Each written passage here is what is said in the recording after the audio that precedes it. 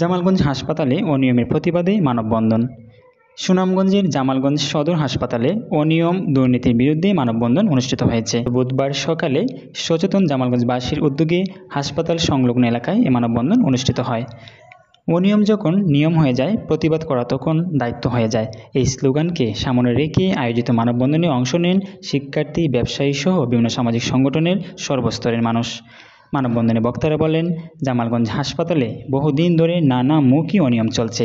হাসপাতালে পরিষ্কার পরিচ্ছন্নতা সহ চিকিৎসকরা সঠিক সময়ে আউটডোরে বসেন না।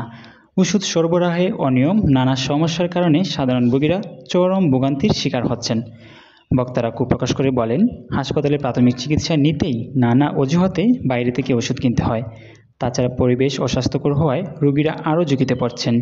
বক্তারা আরও বলেন, দ্রুত হাসপাতালের অনিয়ম ও দুর্নীতি বন্ধ করতে হবে, এই চোর দ্রুত অপসারণ করতে হবে, অন্যথায় ভবিষ্যতে আরও কঠোর আন্দোলনের কর্মসূচি দেওয়ার হুঁশিয়ারি দিয়েছেন জামালগঞ্জের সর্বস্তরের জনগণ।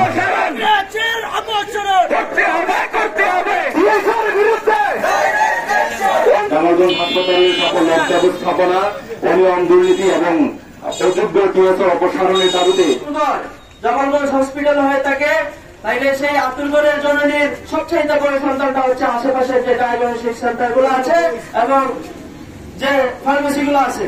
এদেরকে যে খাবার দেওয়া হয়, এই খাবারের যে মাছ দেওয়া হয়, মাছের মধ্যখান থেকে হাসপাতালে আর প্রথম অংশ এবং শেষ অংশ যায় নার্সদের বাসায়। আমাদের নার্স যে ম্যাডামরা আছেন, ওনারা অফিসে বসে থাকেন এবং অফিসে যারা ওয়ার্ড বয়, যারা ঝাড়ু দেয়, ময়লা পরিষ্কার করে, ওনাদের মাধ্যমে ইঞ্জেকশন করা হয়, ওনাদের মাধ্যমে স্যালাইন করা হয়।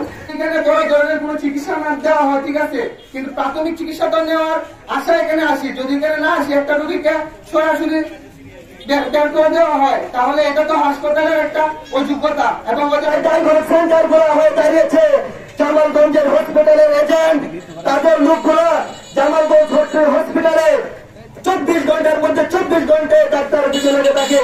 বাথরুমে গিয়ে বাথরুজি কি অবস্থা, প্রচন্ড খারাপ, পানি নেই, অনেক কিছু নেই। আমি নিজে মুক্তভোগী। আপনারা সঠিক হয়ে যান, নয় আমাদের আন্দোলন চলছে এবং চলবে যতদিন পর্যন্ত আমাদের ন্যায্য অধিকার।